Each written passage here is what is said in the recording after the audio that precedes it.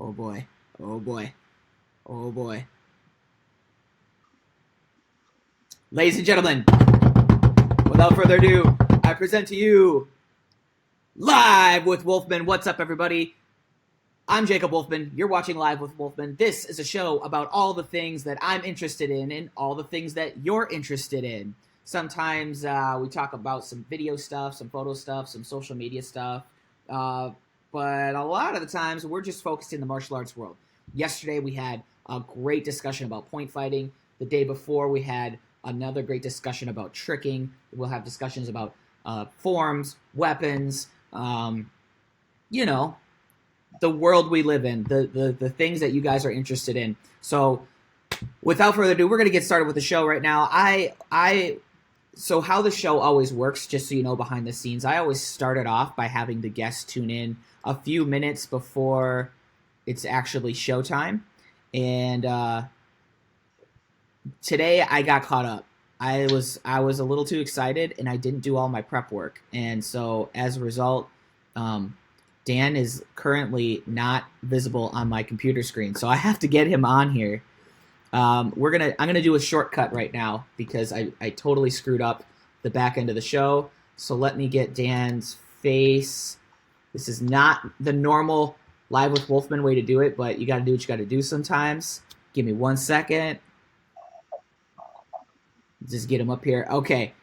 And without further ado, everybody give it up for Dan Perez! Woo! Hello, Mr. Wolfman. Thank you for having me on your show.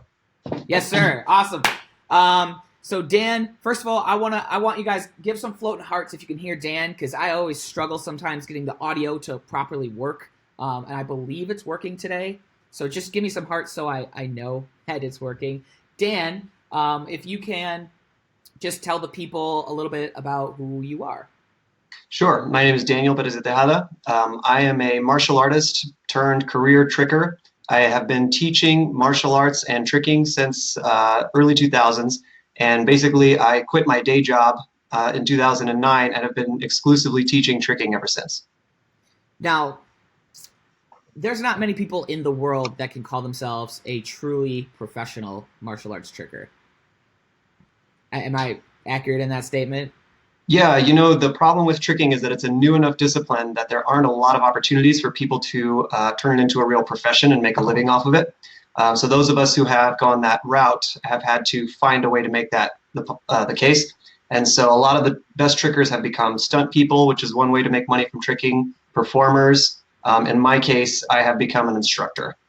Which, no disrespect to anybody that goes into stunts, but I think you have the purest form of being a professional tricker, because if you want to be a stunt person and you want to be a tricker and you want to make money with stunts, that actually requires like a separate skill set in addition to tricking. You got to learn how to fall. You got to learn how to throw punches. You got to learn how to, jump through fire hoops and fall off buildings and all that kind of crazy stuff. It's almost like a separate thing, but it's the closest they got. There's not much out there. It's hard to make a living doing something this unique and extraordinary. So I got to give you personally endless credit that you found a way to do it without having to jump through burning buildings.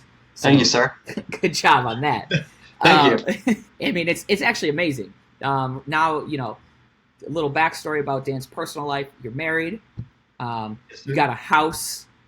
I mean, I think you're the first person in the world that's taken tricking to a level where you now are a house owner. I mean, maybe not. There's probably somebody else out there that I just don't know. But that's just truly amazing, and I totally. I just think that's the greatest thing in the world. Thank you. So today we are with the professor here. Dan has been, like he said, he's been teaching tricking and training it and living it and breathing it for his entire adult life, plus some. And he has. He takes his training a way different approach. It's not just about going to the gym and training. He thinks about everything to just the absolute essentials, breaks it down, and then reconstructs it into a way that other people can understand. And before he created he's part of he's created the Hyper Trick School program. He has another program called Cinematic Martial Arts. And before these programs even existed, he created an entire language structure, which I think it's important for us to start the show off talking about that. Its shorthand is called TKT. Dan, can you kind of give a brief explanation what TKT is? Yeah, absolutely. So in the early days of martial arts tricking, there were online forums where people would debate for hours like they do now on Facebook. And one of the major debates was, how do we count our rotations? Because our tricks are nicknamed after things like numbers, like 540. So 540 kick is a trick that's nicknamed after the spin, 540 degrees, 1.5 spins. And the problem was there's a lot of inconsistency among those nicknames. So a lot of times people were debating, how do we count that rotation? So one of the things that I did initially was to sort of create a system where there would first be some default parameters. How do we know when a trick begins and ends officially? And then I associated with those parameters some rules and names that were based on what was actually happening in the trick. So true kick terminology is a system of naming our kick tricks based on takeoff, rotation, and landing. The purpose of that is to make things a little bit simpler to understand. I will admit that the language itself is a bit more cumbersome at first, but in reality, I think that the benefit is you actually have access to more techniques because now you know what's possible and what's out there because you're able to differentiate it compared to the nicknames, which are faster but a little bit more confusing, and a lot of people run into trouble with them at first. Now, I think to the average person jumping on this call, they have a little understanding that they know that 540 is a kick. What you just said may have just went 100 miles over their head. So just to kind of, I'm going to try to like interpret it into like a more simplistic version of what you said. But basically, there's tricks out there, 540, 720, 900, that don't actually represent the number of degrees that actually happen. Like a 540 kick doesn't involve 540 degrees rotation. 900 kick doesn't involve 900 degrees rotation. It's actually a lot less. And as a consequence of that, since our minds have adapted to that way of thinking, we kind of leave out the opportunity for these other tricks that didn't fit into this broken number system. Since a 540 isn't on 540 degrees, then we forget that there's all these other tricks between 0 degrees and 540 degrees that exist. And so what Dan did is he's like, well, we got to figure out a way where we can talk about all of the tricks and have a systemized naming convention that makes sense so that you can expand the possibilities of tricking and you can you're not limited by this like weird, unorganized system of naming conventions. I don't know. Did that kind of cover it? Yeah, absolutely. All right, cool. So, Dan, you gave me a couple links. You guys gave us a couple questions. If you have any questions at all, I challenge you today to ask Dan in the comments anything you want to know about martial arts tricking, anything at all. Dan will probably be able to give you a very articulate and very valuable answer. So, with that, I'm going to start showing off some of the links that Dan provided me before the show started so that we can just go into it. I haven't watched these yet, so I don't even know what it is.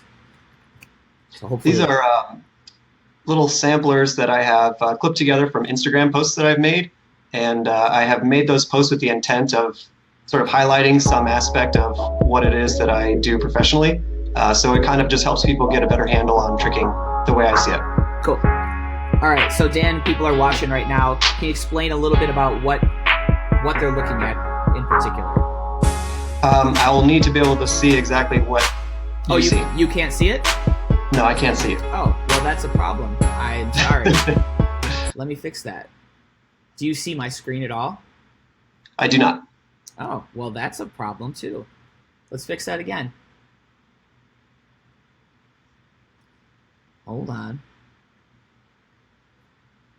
Now do you see it? Oh, okay. Now I see it. Hey, all right. There we go.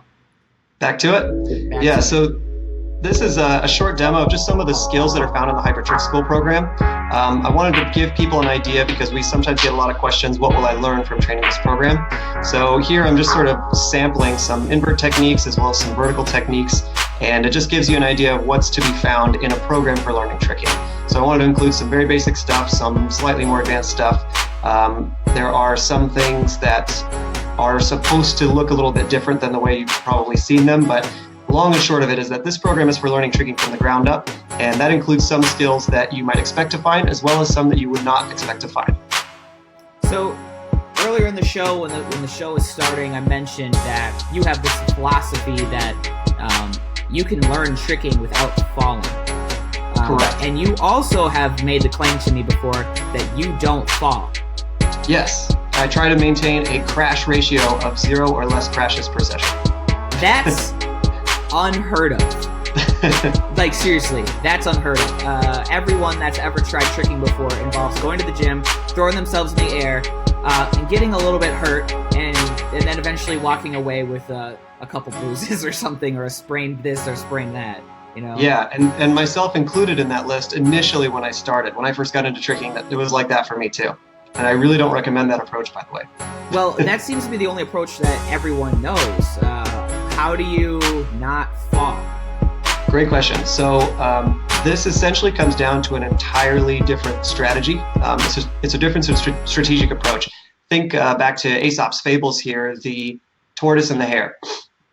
For most trickers, they take the hare approach, and the hare approach is to simply pick the goal. I want to be able to, and then you fill in the blank with something really crazy, double cork or snappy swipe, and they go straight for that move. And because that move is so high above where they start, they have no choice, like you said, but to crash. So they try and crash and try and crash. And if you take that approach, at the very least, I recommend the use of a lot of safety equipment, crash pads and foam pits and things, because that's an appropriate environment to try difficult moves. In contrast to that, the tortoise approach is to say, well, if I want to be able to pull off something really hard, like a double full or something pretty advanced compared to where I'm starting, then I actually need to fill in the holes between where I am and where I want to be, one step at a time, starting with whatever I can do now. And I need to branch out from there carefully and cautiously over a longer period of time, only choosing skills that I am able to control and working closely within my comfort zone in order to develop gradually over time to the point that you can reach the same place. So that requires a lot of self-discipline. That's exactly right. Yeah, I think somebody that gets into tricking, they see somebody land a triple cork or something, and it's like, I want to do that. Just get me there as fast as possible. Right, and actually, before you play this video, maybe pull up the third one, the learning stages, because I think it becomes relevant in the context of what we're talking about here. People tend to have their eyes on the prize, and rather than shoot straight for the goal, I think it's more important for people to be able to appreciate what realistic learning should look like. So this video shows me purposefully doing some things wrong. And the reason I wanted people to be able to see that is, you see some of these high-level trickers, and you see the amazing things they're able to do. And it gives you a false sense of reality in terms of what you should be able to do. So what you're seeing here is exactly what you should be able to do when you're first messing with these, because it's not like it starts off finished. Nobody learns something already perfect. If it's already perfect, then you're not learning it, you're just doing it. So that's why what you're seeing here is the imperfect process of learning. So one of the main things I think is very important for people who want to be able to do tricking in a healthy way is to be able to respect and appreciate that learning takes time. It takes hard work, and a lot of that is not pretty, and it takes a little bit before it starts to look and feel the way it should. Yeah. What I think is really incredible too is that your philosophy, you break down tricking progression in a different way than the average person thinks about it. For example, on the back end over here as an editor, I've been working on the next level of the Hyper Trick School program, your invert thing that we filmed earlier in the year. And you teach people, how to do a corkscrew, how to do a butterfly twist, and how to do, I'm blanking on the other one. Backflip. The backflip. Okay. So when you taught these things, you started with the most fundamental of moves. I forget which one. One of them starts with the cartwheel. I believe it's probably backflip. Yeah. It starts with a cartwheel. And so if you're trying to learn a backflip, the average person's not going to go, I need to master a cartwheel first. They're going to go on YouTube and go, how do I do a backflip? And then they're just going to go out and they're going to jump around and try it until they land it. And that's like 99.9% of the population. Now, the danger with that is that you run the risk of hurting yourself, and maybe you'll get the backflip, but then you'll have knee surgery after that. Your philosophy is no. Let's work on the cartwheel first, and then there's another progression that's a little bit harder than a cartwheel, but not too much harder. And then once you get that, there's another progression. It's just a little bit harder and a little bit harder, and you make these little baby step progressions until all of a sudden you've done all of this training to the point where you are now landing backflips, and you have never fallen in the process because you knew this step-by-step progression. And I think that is like the genius of your programs and like what you do. And I don't mean to turn this whole live stream into a commercial for Dan Perez's tricking programs, but I just cannot speak highly enough about what Dan offers. And there's literally nothing else on the planet out there. Even your favorite tricker out there teaching their favorite program, I don't think it pales in comparison to what Dan offers. Like as far as safety and knowledge and like the thoughtfulness that went behind it, it's just Dan. I'm a fanboy. I don't know what else to say. Well, I appreciate it, Jacob. The relevant part of what you're talking about, actually, I think is important because it answers one of the questions I saw on the Facebook post that Czar posted. And he was asking, how do you prevent long-term damage to your knee, especially as you drill more advanced tricks, or is it inevitable? Yeah. And I think that's a really great question because the answer is it is not inevitable. And the prevention of long-term or short-term damage to the body really comes down to a matter of using the right strategy. As I mentioned, that when I started tricking, I use the same strategy that most people use. Just try stuff and see what happens. And you, in most cases, will survive the early attempts at your trick. You crash 9 out of 10 times, you're probably okay. The 10th time, however, and it really is just a 1 out of 10 chance that you might get hurt, that's the problem. And what I realized over time, because I was causing some longer term damage when I was training that way, what I realized over time is that chance of the 1 out of 10 is not worth it. It's the sort of thing that if you want to prevent damage, you just have to be smarter about how you train. And that means you can't throw something unless you know with certainty that it's going to work. That much has been, I think, responsible for me becoming more successful as an instructor and making tricking into a profession, because as a teacher, and for those of you guys who are instructors and school owners and who teach tricking classes, you also cannot afford that 1 in 10 chance. You can never take your students and say, well, there's about a 1 in 10 chance you're going to end up in the emergency room tonight, but let's try this move. You need to be able to account for everyone's safety, and in that regard, you have to have the right strategy. And the strategy is, keep control, keep things safe, and keep things progressive, and build it over time. It's longer, and like Jacob said, it takes more discipline, but that's what the martial arts is all about. It's about a disciplined approach over time to improve your skills, just a little at a time. And that is the way that I'm able to stay healthy tricking in my 30s as much as some of the other guys do in their 20s.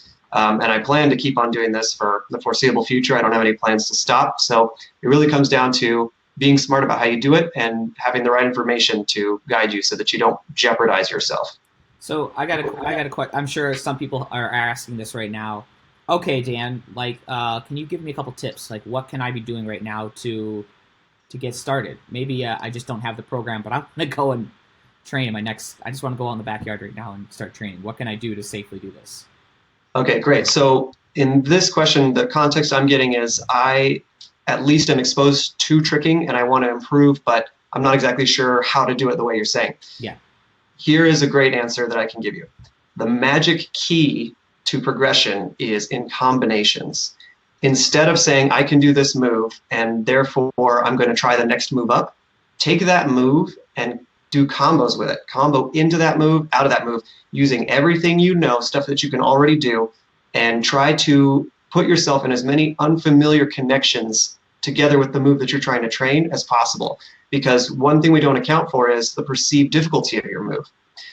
When you watch somebody like Michael Guthrie open his form with a cart double full, double cork, and that is considered one of the top tier tricking moves to do as a double-double. Mm-hmm. What you may not realize is that even though the innate difficulty of that pass is very high, his perceived difficulty of that pass is not that high, and that's why he's able to put it at the beginning of his form. Mm-hmm. He's actually done triple. So for him, that's a smaller version, and that is the strategy, I think, that you want to look for in terms of your own progression. Don't try something new on top of something that is already difficult to you, because if that's the case, then you're going too far outside of your comfort zone, and you're likely to open yourself up for a crash or an injury. Rather, take something that you are able to do and work on it in such a way that you can lower your perceived difficulty to the point that that move is actually quite easy. And you'll find that the very next tier up from that isn't quite so unfamiliar at that point. Take a butterfly twist to double butterfly twist progression, for example. A lot of people know that if you can land a B twist, then you might look for a hyper twist and then go from there to a double twist. To me, that is an acceptable progression, but there's a catch. Those are some big jumps, especially the hyper to double. And in that regard, you might not want to go in the same session, okay, I landed my B twist, I'll try my hyper twist, then I'll try my double, because that's too quickly to move through that progression. Right. Rather, I would say if you can land your B twist, the next goal may be hyper twist, but you should combo your B twist into every other trick that you can do with as much control as possible. B twist into tornado kick, B twist into tsunami kick, B twist into standing back handspring, B twist into back handspring with no pause. The more different ways you can combo your move, the more proficient you become at that move, and the lower the perceived difficulty is on that move. Therefore, the closer you are to moving upwards into your progression. I think another way to think about what you're saying, and feel free to correct me if I'm wrong, but I'm stealing this from Roland Osborne's teaching methodology, and he has this principle he calls disguised repetition. And It sounds like you're talking about the same thing here, but just a different way of putting it. So what you're saying is like you're trying to master the B twist. What you could do is you could go out on the lawn and you could just do a butterfly twist 10,000 times, but that's going to get boring, and it's just not going to, it's just not as fulfilling. So what you are saying is like, well, instead of just doing the same B twist, B twist, B twist, mix it up. Do a 540 B twist, do a cartwheel B twist, do a this B twist, have all these things. But essentially, you're disguising the fact that you're just repping it. You're just putting in the time, you're putting in the man hours to master something before you're ready for that next level up. That is absolutely a part of it. Being able to repeat something enough times that you actually get the legitimate practice to it. But I'll actually do you one better. When you perform various connections, you're also training the muscle memory to make certain adjustments in your technique. And so for the person training, it simply looks like I'm just doing the move. And I landed the move, so I'm ready for another move. But as far as your muscle memory is concerned, there are lots of variables that can affect your move and how it feels to you. And so from the athlete's perspective, this manifests in the form of yesterday or at my last session, I could land it, but today it's not feeling right. Or today it's feeling way better. I don't know why. Something changed. And these variables account for consistency, and consistency is very important for learning. So what you're actually getting when you combo in different ways is, for example, if you look at the transitions that I use in all my programs, things like vanish transition, redirect transition, these things are great for combo options because they allow you to put cool stuff together. But the coolness of your combo is irrelevant in the learning context, which is as you vanish, you're getting ready to exchange all of your body weight from the landing leg to the other leg. So that's moving your body weight off the landing leg. As you redirect, you're doing the opposite. You're getting really used to concentrating body weight on the landing leg. And that's something that is really valuable. For example, getting to the point that you can do a swing through out of your move, which is sort of like the holy grail transition for tricking. Everybody wants to land their move on one leg and continue. So long story short, when you do a lot of different combos and you use a lot of different moves and transitions on the end of your combo, what you end up doing is becoming better at controlling that move. Yes. I had sorry, I sometimes get ADD when my guests are on the show because you say something and then I make a note. I'm like, oh, I need to ask you about this. To show that what that is, yeah. Yeah, so you started talking on Dan Perez level, and people that aren't up to that high level of tricking yet, you started dropping terminology that I think not everybody is familiar with. Some of the things you said was like redirect. I think people are going, I think most people get swing through because it is a popular concept. It's like, oh, you did a backflip off 1 foot. That's the most popular way to interpret a swing through. But I just kind of want to briefly kind of touch on transitions because I think that's something really unique that you offer. It exists in the tricking world, but you've, again, taken it and you've laid it out like these are transitions. So can you briefly kind of educate us on what transitions are in tricking? Because I think it's absolutely that's a great question. So when it really comes down to it, transitions are there whether you know they're there or not. Simply putting two moves together, however you do it, is going to create a transition. And what a transition really comes down to is it is a method for capturing momentum from the landing of your trick and then transferring that momentum into the takeoff of the next trick.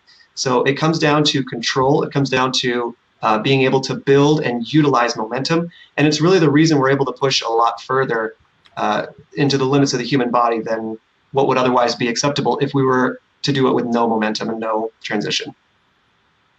Now, there is no such thing as no transition, I would assume. Well, I mean, take a standing start. There's no such thing as a standing triple backflip. That's not something that a human body is capable of doing, at least within the parameters of current genetic advancement. And at some point, maybe if we can put some serious muscle increase into our genetics, then a standing triple backflip would be possible.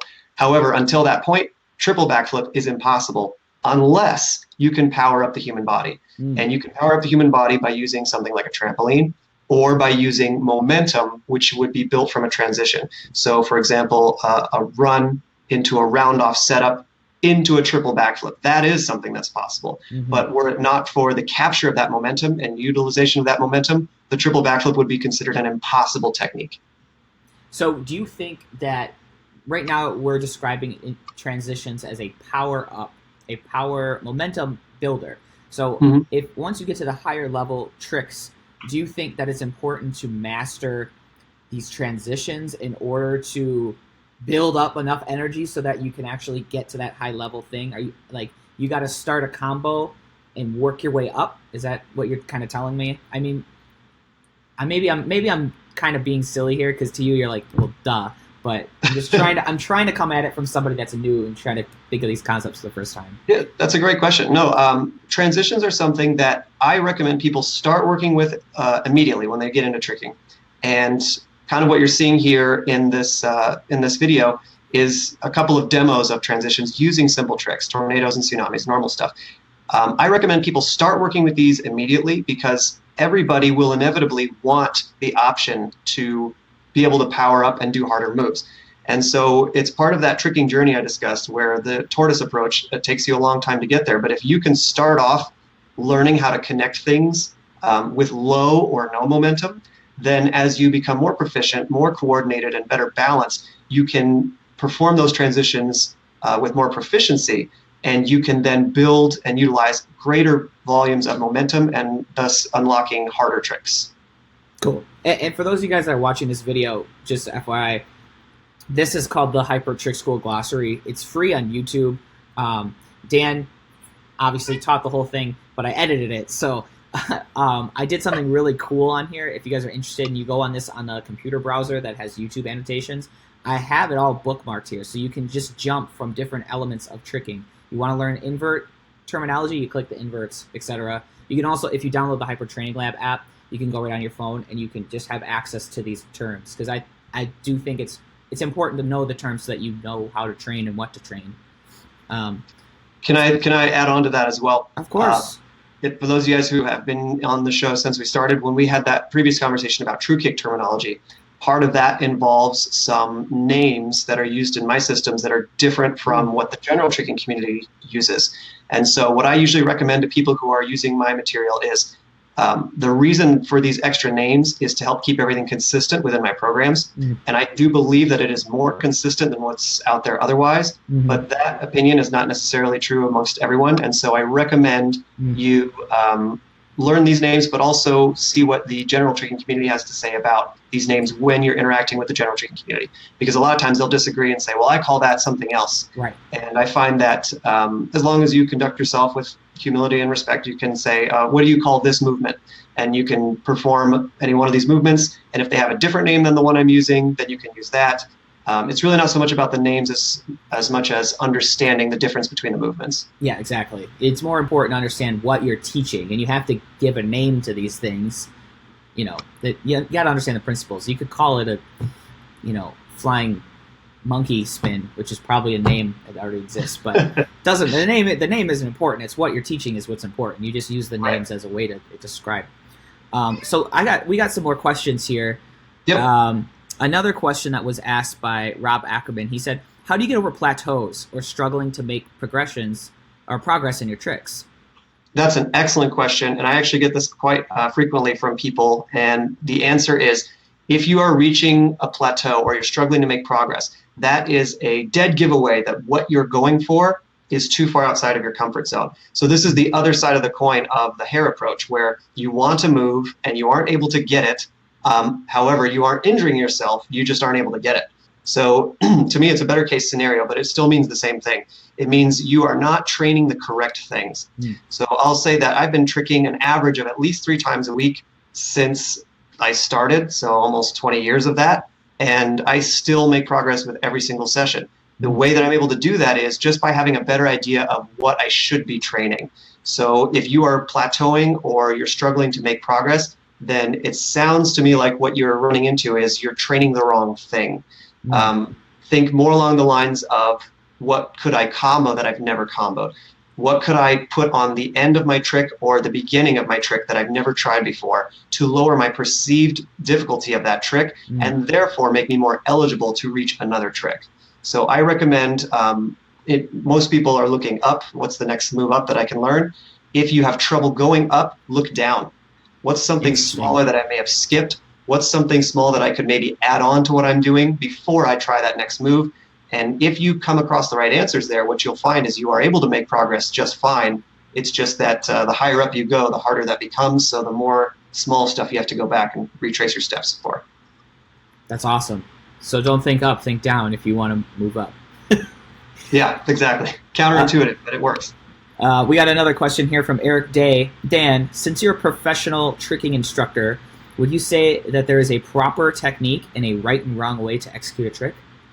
That's a really great question. I think that there is at least one component of that question that is subjective.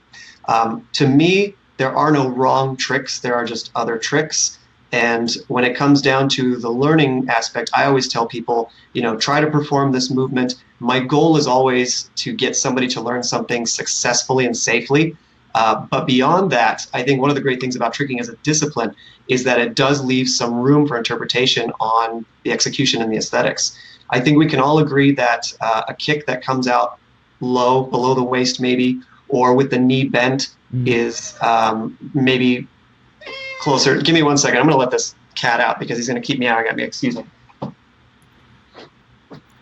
The cats on the show are called the executive producers. I have an executive producer, but he's taking a nap right now. So they do that. They're producers. They're hard to work with. All right. My apologies about that. So, it's all good. Getting back to what I was saying, I think we can all agree that there are some things that don't look right. If the leg doesn't look like it's a convincing kicking technique, we can all agree there's some improvement to be made. However, when it comes down to should you perform a roundhouse with the hip turned over versus an inward crescent with the hip straight? Should you perform a shuriken twist versus an illusion twist with your torso upright during the kick or still horizontal?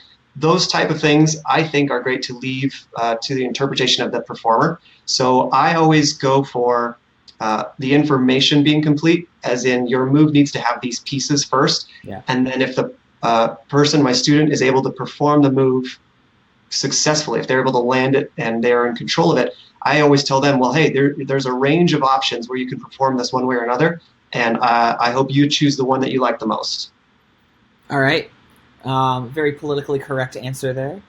So, okay, you're a judge, okay? You're sitting there and you're watching a tricking battle, and you see 2 performers, and they both execute the same trick, and they both do it with all of the elements that you'd look for that calls a trick a trick. Okay. Let's say they even are kicking at the same height level, okay? The only thing that is different between the 2 practitioners is their martial technicality, their chambers, their pointed toes, the rechambers.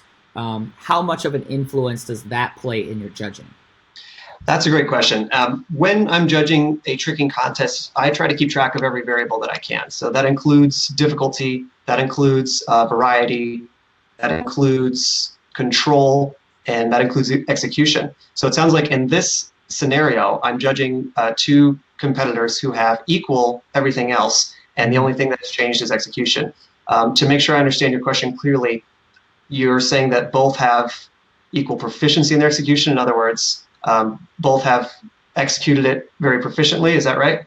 I guess. All right. Let's I'll make it a little bit more specific. Okay, so somebody does a mainstream we call Cheat 720, and your program you'd call that the Cheat 540 round hook. Cheat 540 hook. Okay, so they do the Cheat 540 hook or the Cheat 720, and the first person, they do that thing where their foot is flexed and they just kind of whip it around. Right. But then otherwise they did the rotation correct, and all that other stuff. And the other person comes around, chambers, bam, and does that like clean, like taekwondo style hook kick.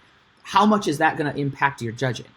If everything else is equal, then the person who had the chambered executed hook kick over the person who had a straightened leg, to me, that's a cleaner execution. It requires more control, and there are more moving pieces to that technique compared to the other version, which is to simply stick your leg out, which is what I tend to do more often because it's a little easier. Yeah. So I would say that before I judge based on just that aspect, I would probably check on everything else, because if the kicks are both pretty high, then that's a forgivable thing to do. But if everything is dead even and it comes down to just that last little bit, I'll take a chambered hook kick with pointed toes with a little bit of snap over a straight leg with the foot flexed. Awesome. And I think that kind of ties back into something else you were saying earlier about the concept of training down instead of up. If you're at a level and you're training a trick, well, maybe you just need to master that trick and make it look a little bit cleaner. Work on those chambers, work on those pointed toes, the extension, all the lower level martial mechanics that aren't actually part of tricking itself, but part of solid foundation martial arts technique. Get that really good, and then when it's battle time or something, you'll be able to level up. You'll end up with a step up over your competition, and I would add to that additionally, that would extend outside of the context of a battle to just the battle arena of YouTube. Trying to get YouTube views. YouTube hits, yeah. Who have those little bit of detail, a little bit of extra detail in their execution, tend to get more fans, more followers. There's just something about it that makes it stand out, and I think the cleanliness of the execution is that something. I got a question here from Ish Payne. I don't know if you heard of this guy. He's a school owner out in Philadelphia. He likes your program, I hear. Ish asks, with your students or even with yourself, how do you balance building the functionality of a trick combo versus the aesthetics of a trick combo? That's an excellent question. Whether it's myself or my students, I always prioritize control first. I find that if you don't have control, then you cannot choose the right aesthetics that you want. So priority-wise, I start with safety, because if you get hurt, you can't train anyway. Beyond the safety, I look for the successful control of the move. And basically, for my own experience, aesthetics come last. That should be the cherry on top, so to speak. If you take something simple that for most trickers is very easy, which is a cartwheel, and you ask the trickers who have moved beyond the skill to go back to cartwheel and make some adjustment, like point your toes or maybe make a face in the middle, just anything that's outside of the beaten path that they normally wouldn't pay attention to. Yeah. I find that they would have a very easy time making that adjustment. If you take those same trickers, those same athletes, and you ask them to make an adjustment in their hardest move, something where the perceived difficulty is very high, I think you'll find that they have a lot of trouble or they struggle to make those changes, like point your toes or kick high or anything like that. So what that tells me is, in order for you to make those kind of changes to improve the aesthetics and make them look the way you want, you should actually reach a higher level of proficiency in that move, to the point where that move, from your perspective, is very simple, very easy, and you'll have more control. So to bring that back to the answer to the question, I would shoot for my students or myself just getting that working version of what they're training, get them to the point that they can actually do something much harder than that, and then that. Awesome. See, I told you, this guy knows everything. You spit any question at him, and he has the most articulate, well-thought-out things based on all these principles. I mean, that's awesome. All right, I'm going to spit another question at you, Dan. You can handle anything. Rob Ackerman asked another great question before the show started, and I think it's an interesting topic here. He says, what's your opinion on tricking in tournaments and how judges are viewing and scoring the tricks that are in forms? Okay, this is a great question. From my experience, from the tournaments that I've been to where there is extreme forms, tricking in forms, it doesn't seem to me like, for the most part, the majority of the judges are well-versed in understanding what they're seeing from a tricking perspective. And the phrase that I use with you my put own that students so politely. well, I want to make sure that I'm respectful because I just think that's a good way to conduct myself in general. And Yes, and I think that to be empathetic about it, I don't think it's necessarily a fault of theirs. If I'm looking at this from the perspective of a tournament promoter, I have however many extreme divisions I've got to run, and I need judges, so I just pick people who judge. True. But the phrase that I use with my own students, especially when helping them with their extreme forms, is there's no such thing as a grandmaster tricking judge. Tricking is a free-form discipline that has been building over only a couple of decades at the most. So that means that when it comes to the tricking aspect, you won't find a lot of really knowledgeable and well-versed judges in the sport martial arts world, because that's not really a part of that. Even when looking at tricking in tricking context, so at a gathering in a night show battle, judges, and myself included, are subjective. So we are looking for certain things. So for me, what I usually come back to is, if you are performing in an extreme form, if you're in a tournament setting doing tricking, you should look at it for what it is. It is most definitely a performance. Think of it as an exhibition. You're putting on a show, and therefore you will get the most points for putting on the best show. Well, the best show is a matter of perspective from the spectator's point of view. If the spectator doesn't know what they're seeing, but they know the difference between you landing on your feet and you falling on your face, that's a good example of how to put on a good show. Land on your feet, make things look clean as much as possible. Don't trade difficulty for aesthetics when you're performing, because you may have gone for something much harder, but if you paid the price for it and you lost the landing, or something just didn't work out, then you are obviously going to lose points on that. So I don't think that the tournament environment is the best place to really push yourself beyond your comfort zone. I think that's maybe better saved for samplers at YouTube, where your peers who do understand these things will see it. I think for a tournament or competition setting, you want to keep it clean, keep it simple for the most part, and you should get the credit that you deserve for the performance that you're putting on. So this is where I have a little bit of where some issues arise, because I agree with you that the aesthetics and showing that you have control is extremely important, but I think a problem arises when the judges don't have enough education, that you can do something that is a higher level of difficulty and do it extremely well, but the judges might not understand that the difficulty is there, and so they're not necessarily going to give you extra points just because you did a very highly complex combination. Right. So what do you do with that when the judges don't know what's hard? They don't know the difference between a backflip and a corkscrew, or a gainer switch and a grandmaster swipe or something. They don't know the difficulty levels here. What do you do with that?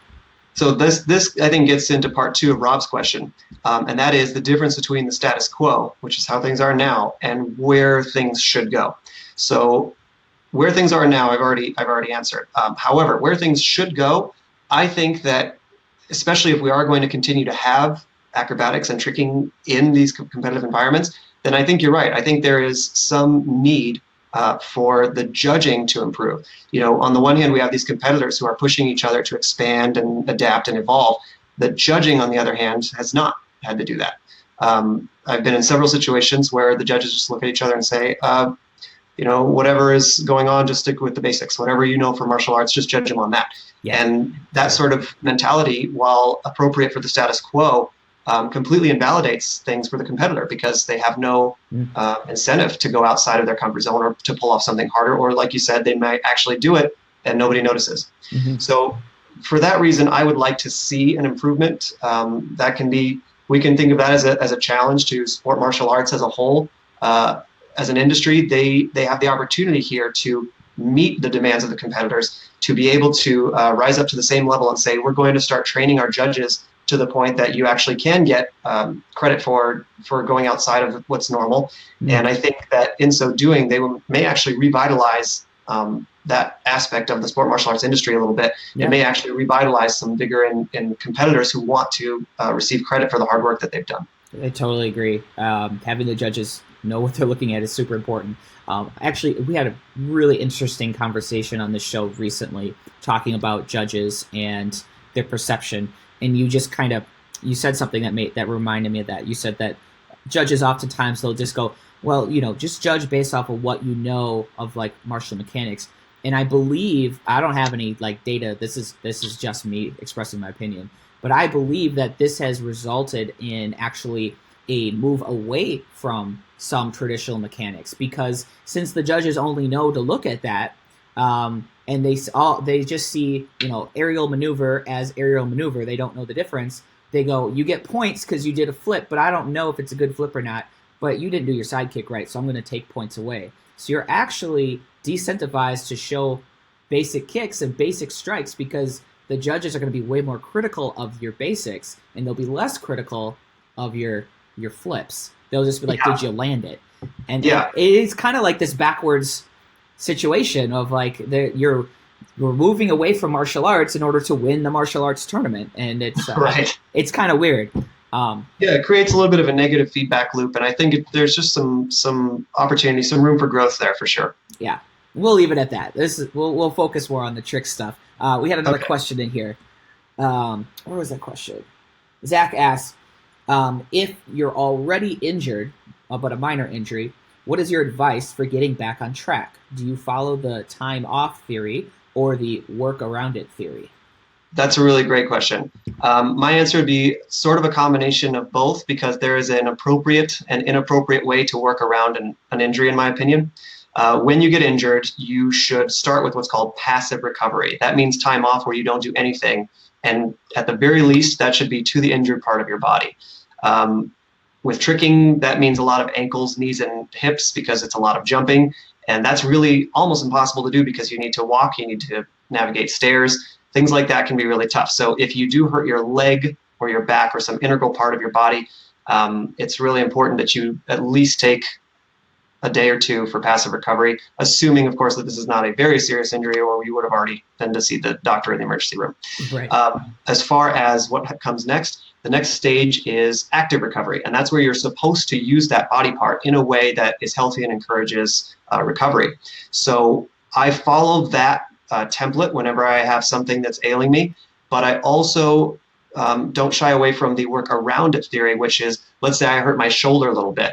Well, there's no reason on earth I can't continue doing side kicks, round kicks, normal stuff with that.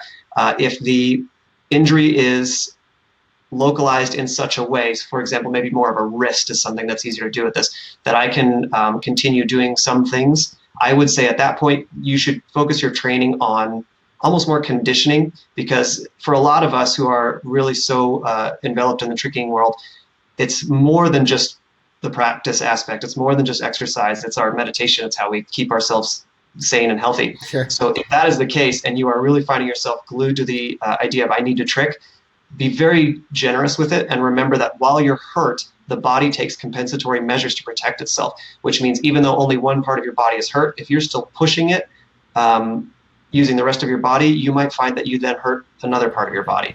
So let experience be your guide. Let common sense and good judgment be your guide as well. But keep things on a lower keel when you're not 100%, because it's just, if you're going to push yourself, then you're just sort of asking for trouble. Yep. I recommend passive recovery, active recovery, keep it light, and a little extra time on top of that. Basically, by the time you feel like you're 100%, keep with at least one more light session before you really go for it. Awesome. I think that was both a very vague and a very specific answer. So hopefully that helps you, Zach. I hope it was a helpful answer. Yeah. Yes, because there's so many variables that go into that. But yeah, it's a great way. Don't be dumb. That's how. If you would have asked me, I would have said, "Don't be dumb." Don't be dumb. Can I catch one answer or one question that I see here on the Facebook post from Matt McDaniel? Sure.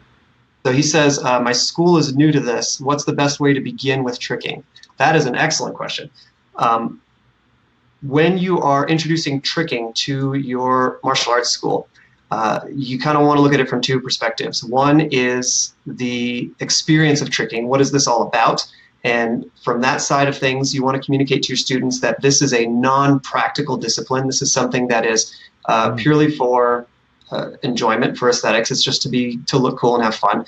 There are numerous physical benefits in terms of improved athleticism and coordination.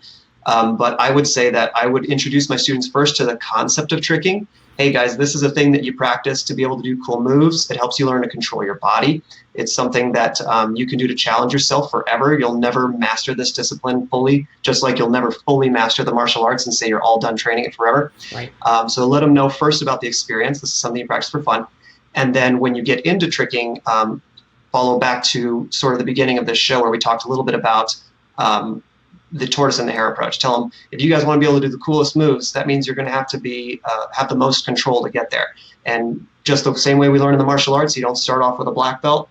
You're not guaranteed a black belt in a week or a month or a year.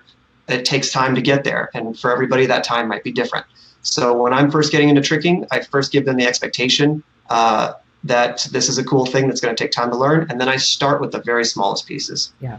And this is a reoccurring thing that you've mentioned throughout this whole show today of setting expectations properly. And I think that is a key to enjoying tricking, progressing safely, the whole experience of it.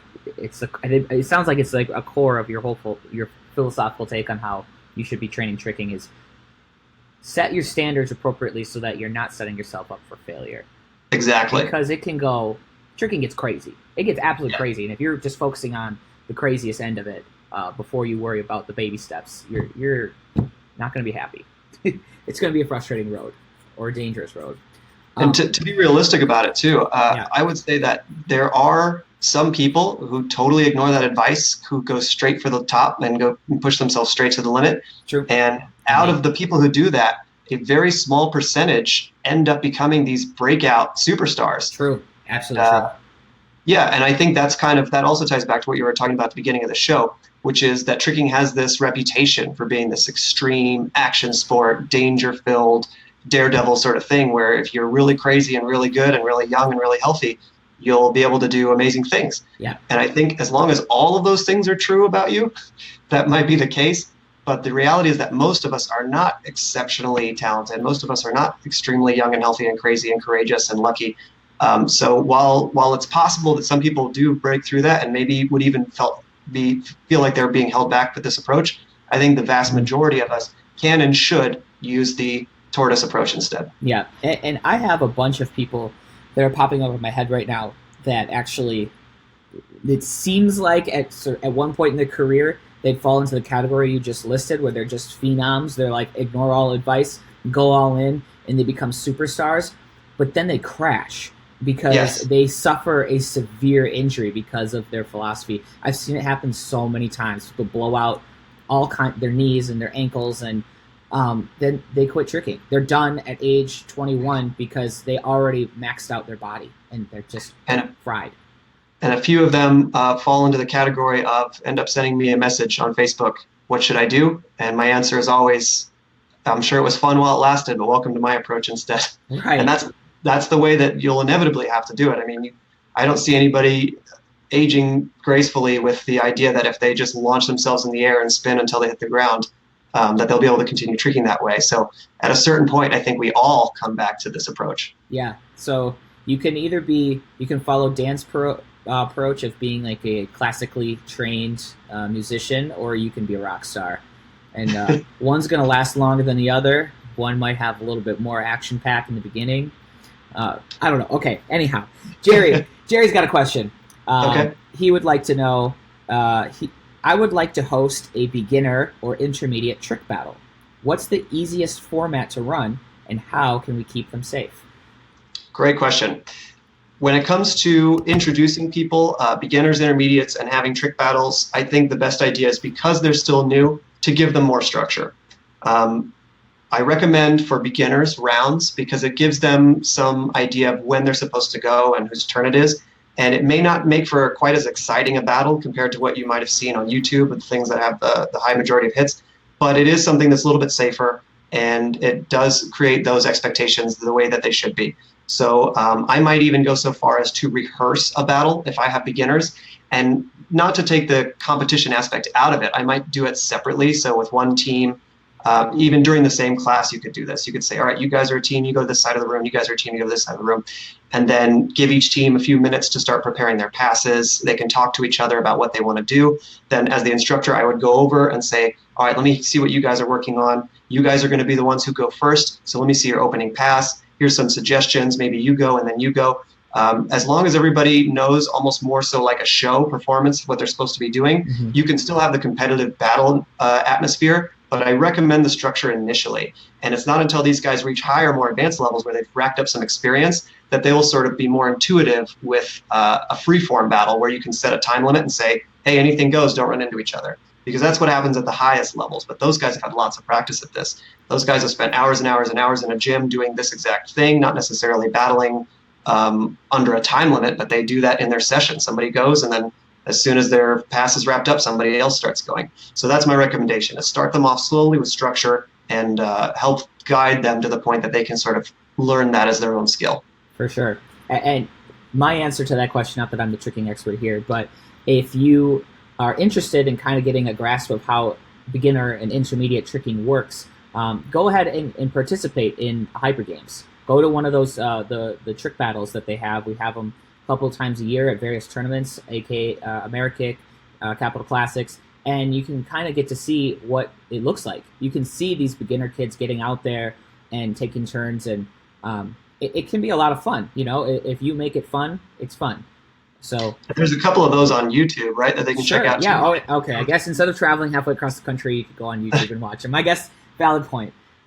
But yeah, for sure, look them up. Look them up on YouTube. Hyper Trick kick challenges or rookie battles. Okay, I got another question for you. This is kind of more for a more advanced person. It sounds like they are not a martial artist, if I had to guess, based off their question. How do you feel about working on your strengths and building your weaknesses? Example, if you're a good twister, build focus on that, and then slowly build kicks into that. That's a bit. It wasn't worded properly, but that's basically what he's asking. Yeah, I got you. Yeah. I think that's a great strategy. You know, I'll use a quick example of how that strategy can be really effective. When Michael Guthrie first started getting popular, kind of around 2008 is when he started putting out samplers with lots of double corks, and everybody started really becoming fans. I was not a fan. I was looking at it like, hey, this is just another guy who does a lot of spins, because at that time that was sort of a popular thing that people were doing. And he took that identity and he thrived in that. And so he pushed that even further and got to the point that he was basically doing triples all the time. And to me, that was just pursuing the same strategy of just get better and better at your strength. And it wasn't until he reached such a high level at that he started really branching out into other things.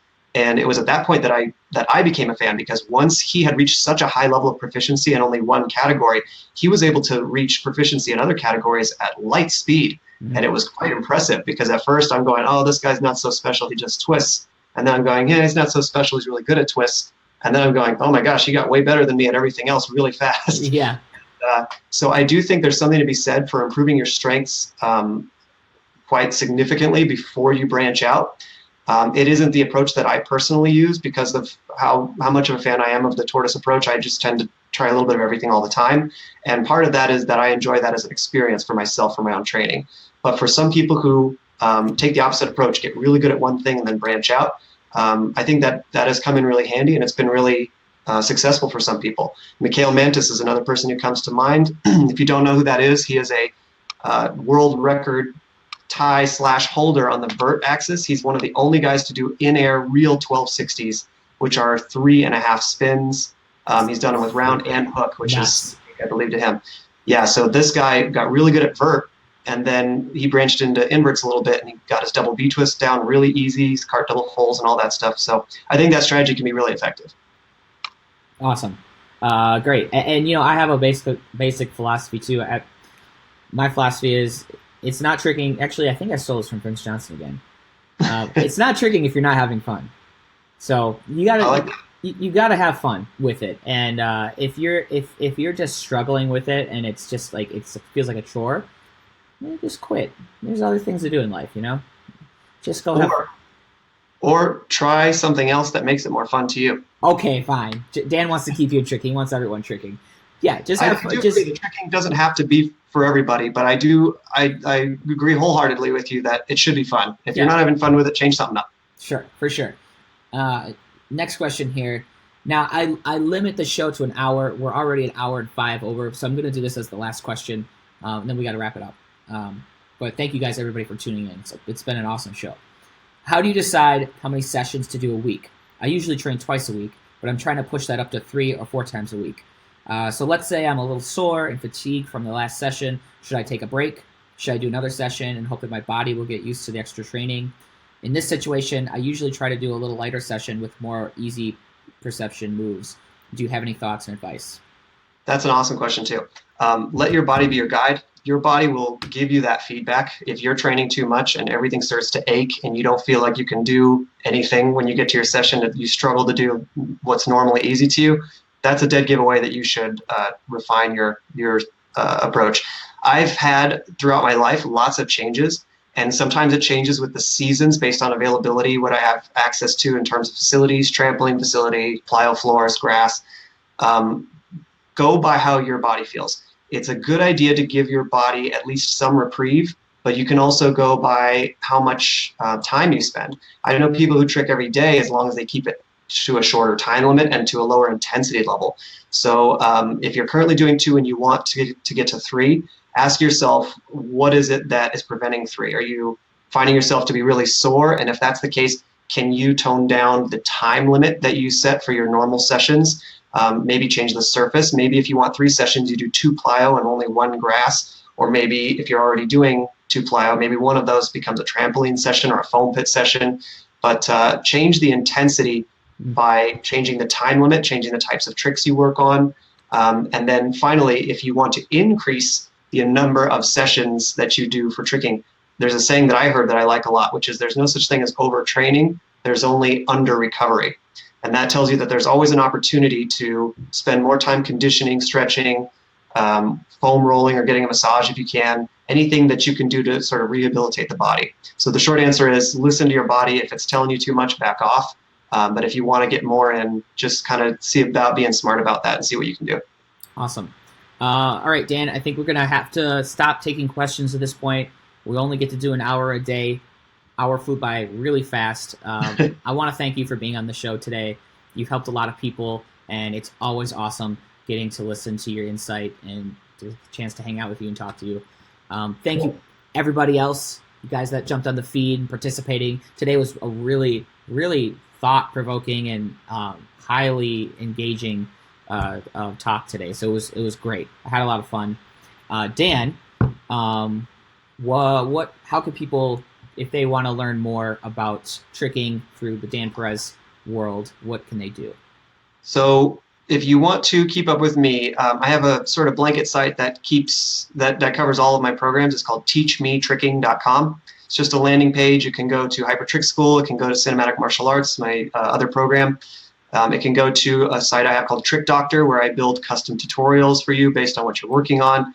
But otherwise, just follow me on social media. If you have questions and other stuff, follow me on my pages, shoot me a line. I try to answer everybody who sends me stuff. I'm interested in helping other people make sense of tricking because I love it so much, and I know so many athletes who feel the same way about it. And it breaks my heart when I see people get hurt or feel like they have to do something else because it's just not for them. I find that for most people, it is for them if they can change how they do it. So if you're an instructor and you want to get started, drop me a line. If you're an individual and you have more questions, drop me a line. I'm happy to help you guys out. Awesome. All right. Teachmetricking.com. Is that what you said? That's it. All right. Yep. Teachmetricking.com, guys, and you can go find all of his various programs. He's got decades of thought put into all this stuff. And when he says, he really cares about making people learn, helping people learn about tricking, he's literally dedicated his entire life to this. Literally dedicated his life to helping people teach tricking. A very rare individual. So super grateful that he's on the show and he's able to help everyone. So thank you again, Dan Perez, for being on the show. Thanks for everybody tuning in.